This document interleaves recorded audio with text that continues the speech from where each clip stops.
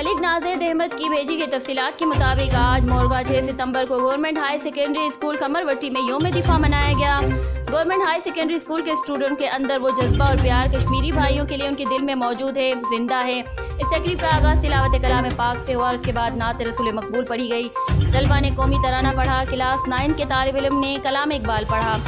मुर्तज़ा सलामत ने कश्मीर के मौके पर तकरीर की। तलबात ने कश्मीर का तराना पढ़ा। क्लास सेकेंड ईयर के तालिब इल्म ने अपने जज्बात ज़ाहिर किए। प्रोफेसर साहब ने तालिब इल्मों को यौम दिफा के बारे में बताया और आखिर पर प्रिंसिपल इफ्तिखारुज़्ज़मा साहब ने खिताब किया।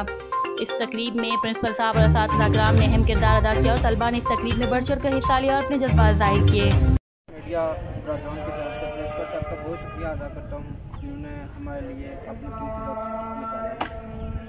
बहुत शुक्रिया आपका भी, बहुत शुक्रिया आपने हमारे सारे प्रोग्राम को हाईलाइट करने के लिए जो हमारा साथ दिया।